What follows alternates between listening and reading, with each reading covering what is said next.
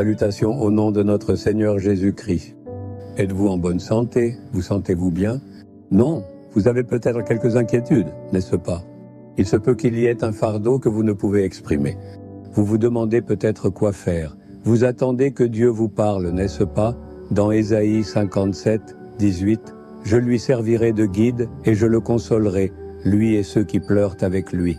Je lui servirai de guide et je le consolerai, lui et ceux qui pleurent avec lui. » C'est la promesse de Dieu. Encore une fois, combien de fois Dieu t'a-t-il déjà consolé, n'est-ce pas? Quand tu étais en larmes, quand tu étais perdu, quand tu as dit « Je suis seul, personne ne me comprend », il t'a consolé, n'est-ce pas? Dieu dit « Encore une fois, je te consolerai ». Jésus-Christ est un Dieu de consolation. Il est le Dieu de toute consolation. Il a regardé une femme en larmes, car elle était accablée par le péché.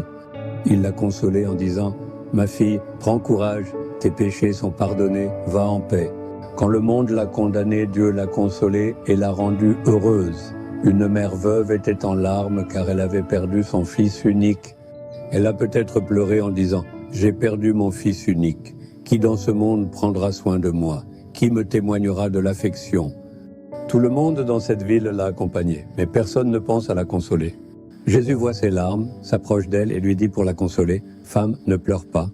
Je ne peux pas supporter tes larmes. Ne pleure pas. » Il accomplit un miracle pour qu'elle puisse garder cette consolation. Il a ressuscité son fils mort. Il est un Dieu de consolation. Aujourd'hui, le cœur blessé, si tu es bouleversé et en pensant « Ils m'ont blessé avec leurs paroles. Ils m'ont condamné, ils m'ont humilié. Pourquoi devrais-je vivre? Dans quel but devrais-je vivre? Qui est là pour me comprendre? Pleures-tu ainsi? Jésus s'approche de toi et te console en disant « Ma fille, je suis là pour toi. Je suis un bon père qui te comprend. Ne pleure pas. Ne sois pas triste. Je ferai tout pour toi. Fils, pourquoi es-tu confus? Laisse les gens dire ce qu'ils veulent. Je suis un Dieu merveilleux qui vous comprend. Je suis ton père, un Dieu qui est aussi ta mère. Je suis un Dieu qui te réconforte. Je te suffis. Il réconforte. Vous avez besoin de trouver du réconfort en Jésus. Vous devez vous emparer de ce confort. Quand Marie-Madeleine pleurait devant le tombeau, Jésus lui demanda « Femme, pourquoi pleures-tu? Qui cherches-tu » Il la consolait. Lorsque Marthe et Marie se tenaient devant le tombeau de Lazare en pleurant, Jésus pleura aussi. Il les a consolés avec ses larmes. Il est un Dieu qui pleure avec toi. Il se réjouira avec toi, il sera heureux avec toi, il pleurera avec toi quand tu pleures. C'est pour essuyer tes larmes et te réconforter. C'est Jésus-Christ. Il est le Dieu de toute consolation. Il dit qu'il te donnera du réconfort aujourd'hui. Dieu, mon fardeau est immense, je ne sais pas quoi dire.